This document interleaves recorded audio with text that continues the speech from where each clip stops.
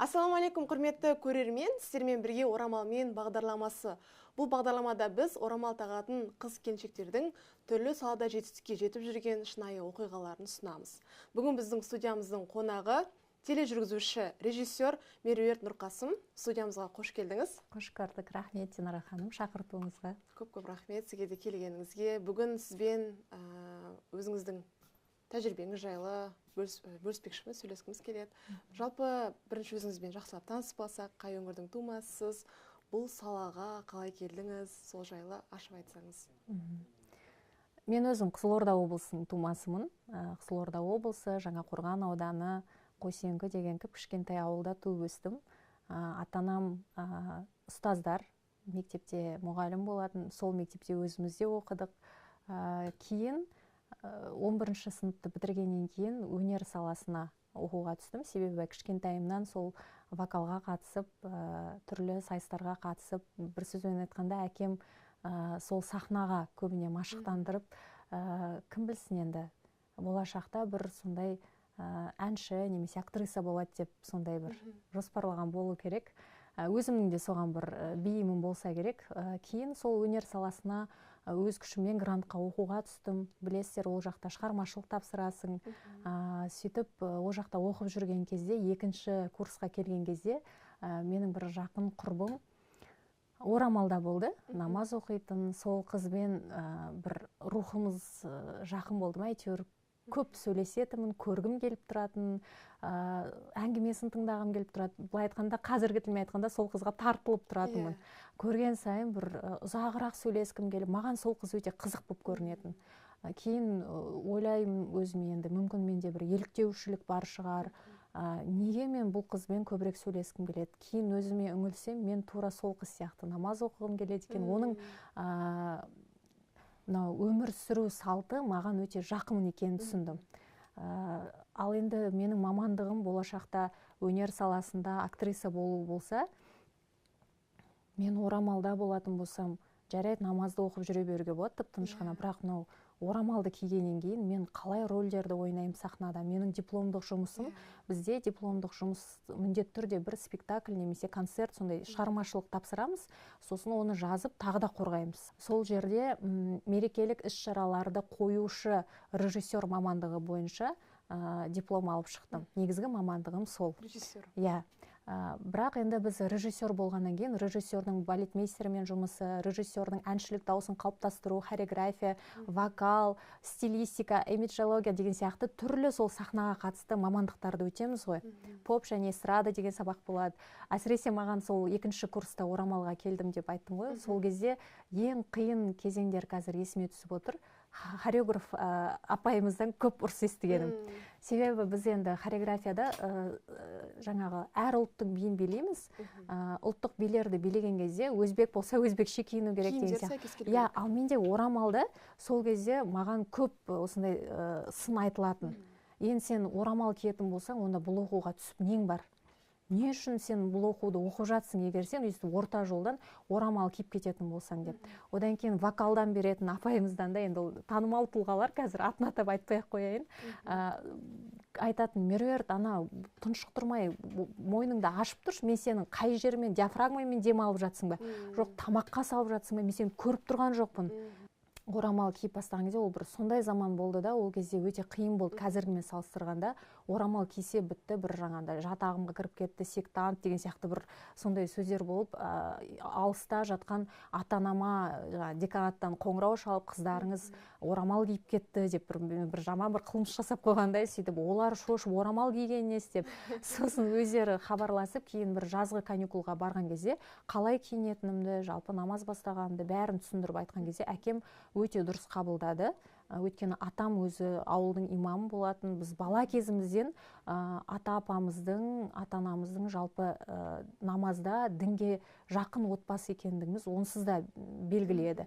Бізге ешкім келіп, намаз оқыңдар, сендер балиғатқа толдыңдар деп бір арнайлап отырғызып қойып, саған бір әңгімем бар балам деп бір кинодағыдай айтпаса да, біз жай ғана күнделікті өмірде олардың жасап жатқан іс-әрекетінен де имандылықтың не екенін көріп біліп өстік. Біз тек қана соны қайталадық. Содан кейін мен ойлаймын, бұл ата-анамдан бір аса таңғалған жоқ. Біздің отбасымызда, әулетімізде намаз оқитын адам болмаған, бұл қайдан шықты деген сияқты ондай болған жоқ. Себебі өздері соны көрсетті. Бәлкім кейін уақыты келгенде өздері бастар деген шығар. Солай біз екінші курстан бастап мен намазға, орамалға бірден келгеннен кейін жаңағындай оқу орнындағы сынақтар басталды, бірінен соң бірі. Тіпті оқуды тастауым керек шығар бұл мамандықты деген ой келді. Себебі маған сондай жаңағындай ескертулер өте көп түсті. Әр ескертуден кейін мен ойланып қалдым, сен онда не үшін оқып жатсың, орамал киіп алатын болсаң, онда бар басқа оқуға түс, неменеге өнерге түсіп алып, орта жолдан үйсіп, вахабист болып кетесіңдер сендер деген бір сондай сөздерден кейін мен енді мен не істеймін деп сондай кәдімгідей ойланып кететінмін, қатты кішкене қобалжитынмын. Сол киіммен вокалда тұрып бізде жаңа әнмен баға қойылады ғой, кәдімгі сабақ өтесің, актерлық шеберлік деген бар, одан да сол орамалмен тұрып ойнайсың рөліңді. Сол кезде айтатын, саған енді тек қана апалардың, әжелердің рөлін береміз, Меруерт, өйткені сен басыңда орамал, басқа рөлді саған келмейді ғой, сен қалай ойнайсың деп. Мен айтатын, жарайды, не берсе де ойнай беремін, мен әйтеуір маған тиіспесе екен орамалыма деп ойлайтынмын. Солай жүріп орамалмен әлбетте диплом алып шыққаннан кейін, бұл қызықтың көкесі сол кезде басталды. Оқуды бітіріп болғаннан кейін дипломмен енді өз саламмен жұмыс жасауым керек қой. Ол кезде мәдени ошақтарға баруым керек. Ол жерде енді әртіс болмасам да, ең болмағанда сол ұйымдастырушы режиссер ретінде мерекелік шараларды ұйымдастырып жүруіме болады.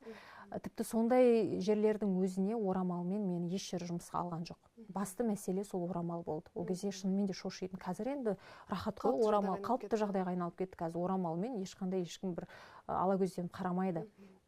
Содан кейін мен әйтеуір сөйтіп жүріп өзіміздің Қызылордадағы мәдениет үйіне, қалалық Тоқмағамбетов атындағы, сол жерге жұмысқа тұрдым. Ең алғаш рет сол қалалық іс-шараларды ұйымдастырдым. Диплом бойынша Қызылорда аруы деген сондай сән байқауын ұйымдастырып, басшылықтың көзіне солай өзімнің жаңағындай оқығандығымды, білімім бар екендігін, мамандығым бойынша да жап-жақсы жұмысты игеріп кете алатынымды көрсеткеннен кейін, ол кісілер бірден көзқарастары ауысып, енді сен жүргізуші болуың керексің, мынандай әдемілікті неге жасырып деп, осындай әңгімелер басталып кетті. Мен айттым, мен жай ғана ұйымдастырып, сырттай жүре берейін, мен сахнаға шықпай-ақ қояйын, мен өйткені осылай шештім деп жаңағы айтып жатсам, жоқ, бір сәукелемен үйтіп өзіміз образыңды келістіреміз, уайымдама деп. Ол жерде де жүріп сол неше түрлі шараларды жүргізіп, сондай бір жүргізушілік негізі сол сәттен студент кезден бері, ол сахнада көпшіліктің алдына шығу, айттым ғой, бала кезімнен табуреткаға шығарып қойып тақпақ айтқызатын, сондай әнші балапан қылып өсіргеннен кейін, ол бір жағы өте қиын балаға. Қазір мен ойлап қарасам, біз ана қыздан ұяңдықты, жаңағы биязылықты қалаймыз ғой, бет алды шыға келіп, тақпақты айта кетіп, бақырайып, бір ұялмайтын пысық қыздарды көбіне бізде енді дін ұстанған кезде ол кедергісін келтіріп жатады. Ал мен ата-анам кішкентайымнан солай өсірді да, керісінше жаңағыдай ашық болып, үйдің кішкентайымын, еркесімін, не айтам, соны ойыма келгенді сақ еткізіп айтып отыра беретінмін. Енді ол нәрсе кейін орамалға келгеннен кейін менің осы бір батыл ойымды тік айта салатындығым өзіме қарсы жұмыс жасаған кездер болды. Себебі сен орамалдасың, бітті, сен орамалда болғасын, тек қана көзіңді төмен салып қана жарқырауға, жарқылдап сөйлеуге, камераның алдында осылай отырып сөйлеуге, оның бәрі бір оғаш сияқты көрінетінді. Содан кейін жарайды, енді көрейік, бисмилля деп, өзімнің жұмысымды жасай беруім керекпін ғой енді деп, шамам келгенше сол ортасын ұстануға, әрі де кетіп қалмай, бері де кетіп қалмай, тып-тыныш ортасын ұстануға тырыстым. Соның өзінде де көп сыни пікірлерді әлі де естіп келе жатамын ғой. Осы әр подкаст сайын астында әйтеуір бір сондай мені жақсы көретін бір көрермендер бар, үнемі тиісіп орамалыма не киіп алған, басына не киіп алған бірдеңе деп. Оған етіміз үйреніп, кішкене иммунитет қалыптасты ғой.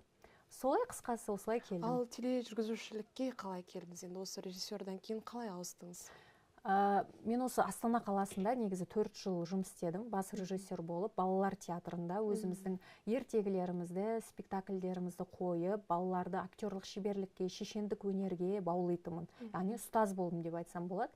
Сол жерде жүрген кезде тағы да сол баяғы орамалыма қатысты басшылықтан көп сондай сөз еститінмін. Себебі сен балалармен жұмыс істейсің, саған келіп бетіңе айтпағанмен ата-аналар бізге келіп айтады.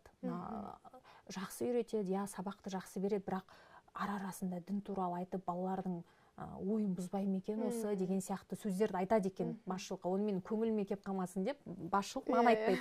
Бірақ өздері былай сырттай сондай болғаннан кейін сен орамалыңды бәлкім шешерсің деп басшылық, жұмысың жақсы ғой, неге өйтесің деп сондай жайлап маған жұқартып айта бастаған кезде мен білдім. Бұл жерде де мен ұзақ тұрақтамаймын, маған ортаны өзгерту керек деп, сол не істесем болады енді деп Әзірет Сұлтан мешітіне, біздің оқушылар сарайында жұмыс істеймін. Сөйтіп Әзірет Сұлтан мешітіне Ақбөпе деген ұстаз бар, ол кезде сол Ақбөпе Қанатқызына тәжвидке, Құран курсына жазылып алдым. Сөйтіп күнде жұмыс аяқталған тағатсыздана күтем, 6-да жұмысым аяқтала салысымен дәретімді алып аламын да мешітке қарай тартамын. Сол жақтан сабақ үйренеміз, жаңадан хиджабтағы қыздар неше түрлі, сондай бір орта тауып, жүрегім тынышталып, сондай қуанып сөйтіп жүрген кезде бәрібір жұмыстан жаңағындай нәрсе көп бола берді. Сол кезде Роза Әлқожа бір ақ орамалды ару деген бір конкурс ұйымдастырып жатыр. Әлеуметтік желіден көріп қалдым да.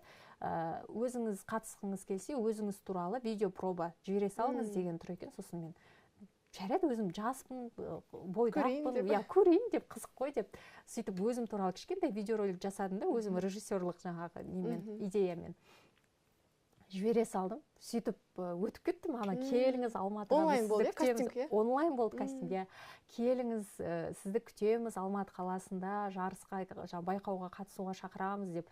Сонымен жұмыстағылар қуанып, әйтеуір жаңағы іс-сапар қағазын рәсімдеп, солай бізді жіберді.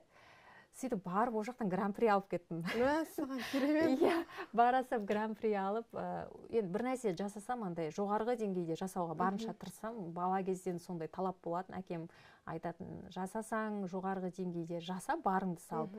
Жасамасаң әр төбенің басына бір шығып, олай уақытыңды кетіріп, елдің де уақытысын алма. Ойнама, жасасаң соңына дейін максимально жаса деп. Солай барынша тырысып, сөйтсем ондай бір керемет конкурс емес екен да. Бірақ мен енді қатты дайындалып барғанмын ғой. Сөйтіп барлығы сол гран-приді алып, сол жерде Асыл Арна телеарнасы бар ол кезде. Сондай енді орамал туралы байқау болғасын, жаңалықтарға түсіруге сол Асыл Арнаның түсірілім тобы келеді, менен сұхбат алады. Сөйтіп сол жерде бір қыз менен сұхбат алады, хиджабта, журналист, мен сол кезде ойым бірден басқаша өзгереді. Осылай да жұмыс істеуге болады екен ғой.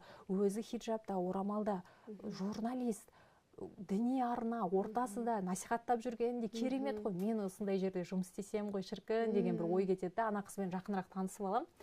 Сөйтіп ол Салтанат құрбым, қазір енді жақсы құрбымыз. Сөйтіп ол қыз айтады, жүр біздің басшылыққа кіріп шық, жай ғана резюмеңді қалдырып кет. Болса болды, болмаса Алматыңа қайтадан өзің жұмысыңа кетесің ғой деп. Оның үстіне Алматы өзімнің 4 жыл оқыған жерім, бөтен жер емес. Сонымен резюмемді қалдырып несесем, олар да қайтадан хабарласады да, бізге керексіз, бізге жұмысқа келіңіз деп шақырады. Сонымен бірақ маған айтады, бірден 60 000 теңге айлығымыз болады. Енді Астанада ол заманда 300 000 ба, сондай зарплатым жаңа режиссерлық. Өзіңіз ойланыңыз енді. Келесіз, пәтер жалдап тұрасыз, сол 60 000-ды бәріне жеткізесіз, бірақ Асыл Арнада жұмыс істейсіз. Сізге ең күштісі осы деп. Сосын мен әр ойланам, бер ойланам. Енді мен жоқ, енді орамалым шешіліп кетейін деп тұр ғой бұл жерде. Одан да не де болса Алла жеткізер, тәуекел деймін да, сол Асыл Арнаға мына жақтан өз еркімен жұмыстан шығып театрдан, сөйтіп сол Асыл Арнаға жұмысқа тұрып, өмірімде көшіп кәдімгі түбегейлі. Өмірімде бірінші рет журналистика саласына топ ете қалам ғой. Барғаннан кейін Аллаға шүкір, сол Хабар телеарнасынан ауысып барған өте мықты білімді мамандардың қол астына кірдім. Жас маманмын, ештеңеге қарамастан, оның ішінен іштегі бір намыс бар. Сен оқымаған журналистің деген сөзді естімес үшін, сол қатардағы Казгуды бітірген журналистермен тең дәрежеде жұмыс жасау үшін күні түнімен қалып болсын, жаңағындай отырып көп ізденетінмін. Қалай бұл адамның істеген адам істей алады, мен қалай бұл жерде қалып қоямын деп барынша тырысып, ең алғашқы жұмысым сол Әмина Өмірзақова туралы документальный фильм түсіру маған жүктелді. Сөйтіп сол деректі фильмді өте жоғары деңгейде жасап шығарып, басшылық былай айтқанда тырнақшаның ішінде мойындады. Яғни тележүргізуші де, журналист де болатын қабілетіңіз бар екен. Енді біз тек сізді қолдап, жаңағындай тәрбиелейміз. Әлі алар асуыңыз алда деп сондай бір үлкен мотивация беріп қойды. содан әрі қарай жұмысты негізгі тәжірибені сол жақтан жинадым деп айтсам болады. Бізді тыңдап отырған, орамал тағатын және осы саланы қалайтын қыздарға өте үлкен шабыт берді деп ойлаймын енді. Ал жалпы осы саланың енді күрделі сала, қиын сала, қазір қандай жобалар жасаудасыз, тәжірибеңіз қалай болып жатыр қазір? Енді жалпы діни арнада жұмыс жасаудың өзіндік бір жауапкершілігі мен қиындығы бар ғой. Не дегенмен де сен біреудің көйлегі қанша тұратыны туралы ақпарат бермейсің ғой халыққа. Сен дінді насихаттайтын арнада жұмыс жасағаннан кейін сенің әрбір қимыл іс-әрекетің, аузыңнан шыққан әрбір сөзің өте жіті бақыланып тұрғанын сезесің. Сондықтан ол жерде бір шоу қуып, хайп қуып, халықтың бір қызығушылығын көтеріп алайын деп бір нәрселер жасауға келмейтін арна. Бұл жерде шектеу бар өйткені. Сол себептен де барынша ниетімізде де, ісімізде де қалай пайдалы болсам болады, көрерменге қай жағынан бір пайдалы ақпарат берсем екен деген ниетпен, өзі ниетің солай айқын болған кезде өзі қалған нәрсені де өзі ала тала бүйтіп әдемілеп үйлестіріп бере қоятын әбден көзім жетті. Сондықтан әдемі әңгіме деген ең алғаш осы авторлық жобамды аштым. Ол жерде подкаст әйелдерге арналған, әйелдердің денсаулығына қатысты, жалпы тұлғалық дамуына қатысты, бала тәрбиесіне қатысты, ерлі-зайыптылық жар ретінде өзін қалай сауатты ұстау керек, осының барлығы қамтылатын бір сондай жақсы проект болды. Сол жобаның міне 4 жылға таяпты ғой. Осы уақытқа дейін бір 40 шақты подкаст түсірдік қой. Бас аяғы, неше түрлі өзіміздің осы еліміз бойынша танымал білікті ұстаздар, психология болсын, басқа салада болсын, дәрігерлер келіп сұхбаттарын беріп, Аллаға шүкір көрерменнің бір оң пікіріне бөленіп жүрміз. Керемет. Одан кейін осы жақында жаңадан имамның бір күні деген бағдарламаны осы Мұнара телеарнасында тұсаукесері болды. Ол да жақсы деп жатыр енді. Ерекше форматта, жақсы деп, жақсы оң пікірлерді естіп жатырмыз. Және осы енді не істейміз деген пәтуа сағаты. Бұл енді таза менің режиссерлық идеямнан шыққан бағдарлама. Бұл жерде өмірде кездесетін неше түрлі ситуацияларды біз тек қана енді не істейміз деп қана ұсынамыз да, ары қарай енді былай жасайсыздар деп оған дін маманы, пәтуа бөлімінің маманы нақты дұрыс жауабын береді. Бұл арқылы біз көрерменге тіпті пәтуа бөлімінде біздің муфтияттан қабылданып жатқан пәтуа шешімдерін көп адам сайтқа кіріп іздеп, рассрочканың үкімі қандай екен, дизидің үкімі қандай екен деп іздеп отпайды. Біз осылай көрсеткен кезде барып деп біліп жүреді. Сол себептен біз осындай бір барынша шамамыз келгенше креативті бір жасаған түріміз ғой. Жазып, немесе айтып емес, видео форматта. Видео форматта болса есте көбірек сақталады деген. Ұстаздар Инстаграмда сұрақ-жауап деген рубрика жасап жатады ғой. Бұл соның бір видео форматы десек болады ғой. Осындай бір әзірге осындай 3 жобаны арқалап жүрген жайымыз бар. Енді бұндай жобаларды жасау кезінде әсіресе режиссерлар үшін шабыт өте маңызды. Өзіңіз шабытты қайдан аласыз, басқа қандай хоббиларыңыздан аласыз ба? Жеке өзіңіздің басыңызды танығымыз келіп тұр қазір. Мен жалпы психологиялық терминмен айтсақ, қазіргі қыздардың, жас қыздардың көп қолданатын жағы. Мен интровертпын. Мен көбіне мынандай ашық, жарқын, бір әңгімені бір жіберетін, қасына отырсаң бір ішің пыспайтын адам сияқты көрінгенмен, мен энергияны жалғыздықтан алам. Мен көбіне жалғыз киноға барам, жалғыз шопинг жасаймын, жалғыз мешітке, барлық жерде жалғыз жүргенді ұнатамын. Тіпті мен жаңағы отбасымен, күйеуіммен жүретін жерлерде де мен көбіне жалғыз қалуды жақсы көріп тұрамын. Шабытты тыныштықтан алатын тыныштықтан аламын. Маған көп тыныштық, маған өзіммен өзім болған қатты қызығырақ. Өзіммен көп сұхбаттасам, өзіммен көп әңгімелесем, әр жеке қалған сайын өзіммен өзім свидание құрамын демекші, өз-өзімді кездесуге шақырамын да, солай отырып жазамын, қандай жоспарың бар, қазір не сезініп тұрсың, алдағы уақытта не істегің келіп жүр, қазір сені не ашуландырып, не мазалап жүр жалпы, қай жаққа қарай кетіп бара жатсың деп өзімнен көп есеп алғанды жақсы көремін. Сол арқылы мен энергиям толығады да, содан кейін барып сондай бір жалғыз қалған сәттерде жаңа сіз айтқандай көп жаңа бір тың идеялар келеді. Сосын оны жазамын. Так, бұл идеяны енді әрі қарай іске асыру үшін мен не істеуім керек, неден бастауым керек, қазіргі қолымда бар ресурстар қандай, жоғын қайдан тапсам болады деген сияқты. Үнемі өзіңізге анализ жасап, толықтырып отырасыз. Иә, одан кейін көп ізденуге тура келеді. Себебі қазір білесіз, әлеуметтік желіден барлығы бақыланып тұр. Көрермен қазір талғамы өте биік, оларды алдай алмайсың. Өйткені ұсынылып жатқан ақпарат, ұсынылып жатқан дүние өте көп. Яғни оларда уже таңдау еркі де жоғарылап кеткен. Бұрынғыдай жаңағы не ұсынасын көре бермейді. Иә, не ұсынасын көре бермейді, және бұрынғыдай тек қана ойбай 21:00-де айтыс болады екен деп газеттің программасынан қарап алып соны тосып отыратын заманда өмір сүріп жатқан жоқпыз.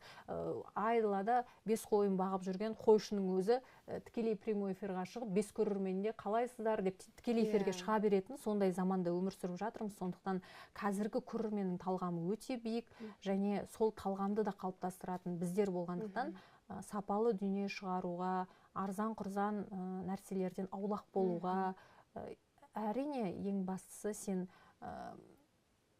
сенің артыңнан қалатын дүние ғой бұл. ютубқа шығып кеткеннен кейін сенің балаларың өсіп келе жатыр. Ертең сен де алла жазса қартаясың, сол кезде бір артыңа қараған кезде бір ыржың-тыржың бірдеңе қалса өзің ұяласың ғой, не істегем мына жерде деп. Ал енді дұрыс бір сапалы ақпарат айтылып, бір пайдалы дүние қалдырсаң, әйтеуір ана жаққа да тыныш кетесің ғой, артыңнан бір дұрыс нәрсе қалдырып кету ғой негізі. Сол нәрсе көбірек мазалайды да, сондықтан біреудің бір жеке өмірін хайп үшін, жаңағы подписчик үшін, просмотр үшін отырғызып алып, сіз қашан ажырастыңыз, не істедіңіз деген нәрселерге, ол нәрселерге бармауға тырысамыз. Өйткені ол өте оңай жол. Біздің ұстаздарымыз да айтатын еді,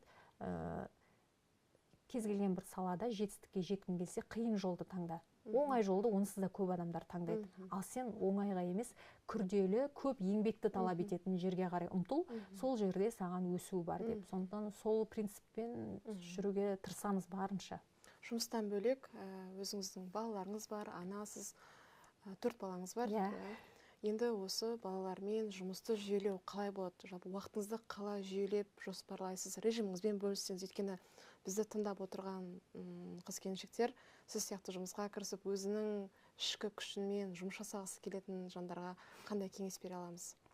Маған Инстаграмда жазады ғой, Меруерт ханым, қалай үлгересіз бәріне? Күлем, ойбай, Инстаграмда барлығымыз бір сұмдық жұмыс істеп жүрген бір керемет бір сәттерімізді ғана бөлісеміз ғой. Негізі өмірде олай емес қой. Үлгермей жататын нәрселер өте көп. Және шынымды айтсам, барлығына үлгеруге тырыспаймын да. Ең маңызды нәрселер бар өмірімде, отбасым, құлшылығым деген сияқты. Сол нәрселерде баланс ұстауға тырысам. Аралары өте жақын, 6 жылда қатарынан туылған 4 балапаным бар, Аллаға шүкір. Олармен бірге қазір ең қиын кезеңдері, себебі күрделі кезеңдері, өйткені әлі өте кішкентай, сөз түсініп сенің бір жағыңа шығысатын жасқа әлі келген жоқ. Ең үлкенінің өзі 2-ші сынып, 1-ші сынып, қалғандары балабақшада. Сондықтан олардың әрқайсысына жеке-жеке көңіл бөлуің керек. Сен жұмыстан, эфирден осылай аузың талып, шаршап келген кезде де оған ол қарамайды. Олар анашым деп, мен неге қарсы алмайсың, мен балабақшадан келдім ғой деп, қазіргі балалар сөйтіп айта береді ғой, емін еркін өсіп жатыр. Одан кейін жолдасымның қолдауы деп ойлаймын өз басым. Ол да өнер адамы. Сондықтан әу баста үйленер кезде жалпы білді ғой мамандығым кім екенін. Сол бір үйден бір әртіс жетеді деп солай келіскенбіз. Одан кейін енді айттым, мен әртіс болайын деп жатқан түгім жоқ, просто хотя бы бір подкаст жүргізуге, сонда телевидение саласында жұмыс істеуге рұқсат берші, өйткені мен жұмыс істемей отыра алмаймын. Мен жұмыс істегім келеді қатты. Ол бір керемет бір жаңағындай бір сендерді асырайын деп жұмыс істейін деп жатқан түгім жоқ. Мен жалпы өзім тұлға ретінде қарайып қалатын сияқтымын. Жұмыс істеу маған бір сылтау. Жұмыс істеп жүргеннен кейін сен қаласаң да қаламасаң да ізденесің ғой. Көштен қалмауға тырысасың, ақпарат көп, кітап көп оқисың. Сол маған бір сылтау болады кішкене дамып отыруға. Ал жұмыс істемесем, қойшы деп үйде өйстіп отыра бересің ғой, телефон ақтарып, әркімнің өмірін қарап деген сияқты сөйтіп айтатынмын енді.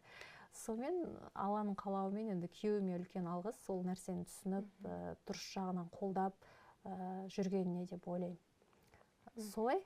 Қазіргі уақытта енді блог жүргізесіз, өзіңізге қыз-келіншектер көп қарайды. Жалпы қазір қыз келіншектердің басым көпшілігі қандай сұрақтар мазалайды қазір сізге жазатын? Көбіне сол тұлға ретінде дамымай жатырмын, жетістікке жетпей қалдым, күйеуге шықтым да қарайып қалды, мен кезінде кім едім деген сол тақырыпта көп келеді. Бұл нәрсеге мен дұрыс қараймын, себебі өзім де сол нәрседен өткенмін, солай қатарынан босанып, солай 6 жылда босанып қатар үйде декреттік демалыста отырған кезде мен де жарыла жаздап, мен кім едім, мен деген журналист едім ғой, енді осылай отырам ба, үйдегі журналшы болып деп солай өзімді қайрап, әдемі әңгіме солай дүниеге келген. Сол кезде өйткені мен декреттік демалыста отырған кезде мен бір әйелдерге арналған бір жоба болса ғой, білгім келген сұрақтарды қарайтын деп, сөйтсем ондай ештеңе болған жоқ та, ол кезде болған жоқ. Қазір енді өте көп қой, Аллаға шүкір. Сол кезде сол қажеттіліктен туындаған бір жоба болатын. Енді әр нәрсенің өз уақыты бар деп ойлаймын. Жалпы әйел адам бәрібірде айналып келгенде отбасын, балаларының тәрбиесін бірінші орынға қойғаны абзал деп ойлаймын. Бұл менің жеке пікірім. Менімен келіспеуге де болады. Әрине әркімнің өз пікірі, құндылығы бар. Сен отбасыңда бақытты болмасаң, ана ретінде, жар ретінде өзіңнің жүрегің тыныштық таппаса, онда сен қанша жерден жаңағыдай жұмыста керемет болып жүрсең де, сол бір орын бәрібір үңірейіп тұрады ғой. Сондықтан бәрібір баланс ұстау керек деп ойлаймын. Сол тепе-теңдік болған кезде, яғни жұмыстан барып, мысалы сүйікті жұмысым ғой, сол жақтан өзіңіз сияқты неше түрлі журналистерді жалпы таңғалдыру, олармен өмір сүру негізі оңай емес. Мысалы жолдасыңмен де қарым-қатынаста ол оңай емес, себебі сен үнемі өзіңнен биік дәрежедегі ақыл ойы өзіңнен биік адамдармен сұхбаттасасың. Әр адаммен сұхбаттасқан сайын сенің аузың ашылып, басқа бір халде шығасың да, енді келіп сен үйіңе, енді сен мен не туралы айтамын, қалай әңгімелесем деген болып қалмас үшін, ол да сенмен тең дәрежеде болу керек. Сенің бір тақырыбыңа кіріп тұру керек та, ортақ құндылықтар болу керек. Осы тұрғыдан көп қиындықтар да болады саламыздағы. Ол мысалы актер болса, мен журналистика, әйтеуір көп тоғысатын да кездер болады. Мүлдем тоғыспай екеуміздің ойларымыз екі жаққа кететін кездер де болады. Сол кездерде енді бір ортасын ұстануға тырысасың, себебі сен бір сәтке өзіңнің сұхбаттасып жатқан тұлғалармен үйіңдегі адамдарды салыстырып кетуге болмайды да. Біз не істеп жүрміз, мына ол мүмкін просто сұхбатта сондай өзің білген біліммен ғана бөлісіп, сенің алдыңда бір сондай ғажап кісі болып көрініп, өмірде ол айтып тұрған нәрселерінің бір үшеуін ғана қолданатын шығар. Ондай да болуы мүмкін да. Мүмкін жақсы журналист, жақсы ана болуы мүмкін дейсіз ғой. Сондықтан соны ара жігін ажыратып, ешкімді ешкіммен салыстырмай, жұмыспен отбасына былай ара жігін ажыратып, бөлек-бөлек қарастырып отырмаса, біз енді әйелдер эмоцияға жақынбыз ғой. Ана жақтан тойып келіп, мына жаққа келіп, біреу жаңағыдай сорпылдатып, сорпа ішіп отырса, мен қайда келдім, не істеп отырмын, мына жақ қандай деп өзіңмен өзің сондай болып қалмас үшін сен түсінуің керексің. Үй ол үй, жұмыс ол жұмыс. Сондықтан бірақ бір жақсысы үйренерің көп. Әр сұхбаттасқан адамнан өзіңе бір жақсы жағын өзіңе жұқтырасың, үлгі аласың, өзіңе қайтадан бір өсуге, мен не істеп жүрмін, балалардың бәрі қари, мен балаларымды не үйретіп жүрмін деген сияқты бір әр діни маманмен, жалпы бір белгілі бір дәрежеде жетістікке жеткен тұлғамен сұхбаттасқан сайын, бұл мені қамшылайды керісінше. Меруерт, мына кісінің өмір сүру салтын қара, сенің түсінігіңді қара, жер мен көктей деп, сол жағынан үлкен бір плюсы бар деп айтсам болады. Енді осы салыстыру барысында, енді қазір Инстаграм бар, неше түрлі көріп болады. Ең бастысы өзіңді түсіріп жіберу емес, ары қарай дамуға бір бағыт алу керек дейсіз ғой. Ол да бар. Көбіне сол жаңа айтқанымдай ортасын ұстану керек деп айтып жатқаным сол ғой. Ешқашан ешкіммен өзіңді, отбасыңды салыстыруға мүлдем болмайды. Салыстырдың, біттің құрыдың жібер. Себебі әркімнің өз жолы бар, өзінің құндылығы бар, Алланың берген тағдыры бар. Сондықтан тек қана жақсы жағын үйреніп, жаманнан жиреніп, солай өмір сүруге тырысу керек деп ойлаймын. Қазір сізбен әңгімелесе отырып, оқудағы қиындықтар болсын, жұмыстағы қиындықтар болсын, жаңа отбасындағы өзіндік қиындықтар болсын, қай кезеңде де сіз әрдайым өзіңізбен қалып, өзіңіздің дамуыңызды тоқтатпаған сияқтысыз. Сол арқылы сіз үнемі шабыт беріп отырған сияқты. Сондықтан бізді тыңдап отырған қыз келіншектер қандай жағдайда болмасын өзімен жұмыс жасауды, ары қарай дамуды тоқтатпау керектігін түсініп отырмын қазір. Менің осы кездерде өзіме сол ойлаймын ғой, неге мен сынып кетпей көбіне мынандай қайсарлықпен бір нәрсені бастасам, соңына дейін апару бұл қайдан келді деп өзім ойлансам, жаңа айттым ғой, кішкентай кезімнен әкем мені түрлі байқауларға қатыстыратын деп. Қазір бізде кейде үйде әкесімен жаңағыдай бір спор болып қалады, баланы өйтіп жаңағыдай байқауларға қатыстырып, оны сахнаға үйретпе деп. Мен айтам, ол сахнаға шығып оны бір әнші болсын, жұлдыз болып кетсін деп үйретпейміз ғой.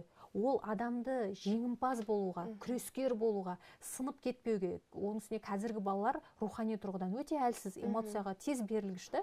Ал менің сол қазір ойласам, сол әкеме мың алғыс, марқұм әкем үнемі мені солай жарыстарға қатыстырып, жеңіліп қалған кездерім болды, жылап, еңіреп, мен үйренбеген, мен тек қана жеңіп үйренген, қалай мен бірде бір орын алған жоқпын әке деп. Сондай кездерде әкем арқамнан қағып, сен қазір жеңіп тұрсың қызым, қалай мен жеңіп тұрмын, мен қарасаңшы, мен жеңіліп тұрмын деймін, бірде бір орынға ілініп тұрған жоқпын, мен деген республиканскийдан ұтып жүрген адам деп. Өсіп кеткен ғой енді мына жақта бәрі барамда жеңе беремін деп ойлап қалғанмын ғой. Сөйтіп ештеңеге ілінбей қалған кезде әкем айтатын, қызым, сен жеңілістің дәмін татып көрмейінше, жеңісті сен түсінбейсің, шын жеңісті. Қазір сен жеңілісті үйреніп, қабылдап үйрен. Барлық жерде сен жеңе бересің деген ондай нәрсе жоқ деп. Жеңгеннен кейін қайтып тұру, қайтадан дайындықты қайтадан бастау, ең басынан бастап ерінбей. Міне сол жеңіс деп айтатын. Қазір мен қарасам, сол мектеп кезден бастап мені сүйрелеп түрлі байқауларға қатыстырғаны, мына өмірдегі тырнақшаның ішіндегі байқаулардан, жарыстардан жеңілмейтін болсын деп сондай қайсарлықты қалыптастырған екенді. Сондықтан қазір ойлаймын, балалардың жан-жақты болып түрлі байқауларға қатыса бергендігі менің ойымша жақсы деп ойлаймын. Өйткені олар іштерінде бір сондай иммунитет қалыптасады. Жеңіліп қалсам ештеме жоқ, келесі жолы жеңемін. Өмірде де бір нәрседен жол болмай жатса да, сынып кетіп, депрессияға түсіп, бизнесім жүрмей қалды, бірдеңе қылмай қалды деп, бірден осындай болмас үшін алдын ала болмай қалуы да мүмкін. Жеңбей қалуым да мүмкін. Қазіргі тілмен айтқанда атпай қалуы да мүмкін. Атса тіпті жақсы деген сияқты. Сол нәрсеге мені сол бала кезімнен дайындаған екен ғой деп ойлаймын. Сонда ата-ананың бір ғана қолдауы баласына өмірлік сынақтардан жеңілмеуге себеп болуы мүмкін. Ол тек тұлға ретінде, мына журналистикада бір ол жағынан емес қой, отбасылық кезеңдерде де. Отбасы кез болғанда да ешкім бірден бір қарақаттай болып кеткен жоқ қой. Барлық отбасы өзінің бір белгілі бір кезеңінен өтеді. Оның үстіне айтып тұрмын, қатар-қатар босану, босанғаннан кейінгі депрессия деген көкесін өткенбіз ғой. Сол кезеңдерде солының барлығын еңсеріп, отбасыңды сақтап, оның үстіне ерке мінезің бар, қайсар мінезің бар, ұл сияқты өскенім бар. Мен дзюдоға қатысып, әкем мені сондай бір ұлдардың спортына беріп тастайтын ғой өзі. Сонан кейін характерімді кішкене сондай ұлдар сияқты болып өскенмін. Оның да берері болды. Оның да берері болды, иә. Оның бір кері зияны да болды, берері де болды. Сондықтан өзім ойлаймын, сол күрескерлікті әкем марқұм кішкентай кезімнен солай жан-жақты болу деп айтатын. Сенен тамақ сұрамайды қызым. Өнер жарайды, орамал кидің ба, өнерін қала салсын, өзіңде багаж болып тұра береді. Саған ешкім барып, ана жаққа барып, бірден бүкіл әлемді танып, Қазақстанның атынан шығып деп айтып жатқан жоқ қой. Кез келген уақытта сенен біреу өлең сұрай кетсе, өлең, монолог болса монолог, ән болса ән. Қажет емес па? Жарайды, сенде жата берсін.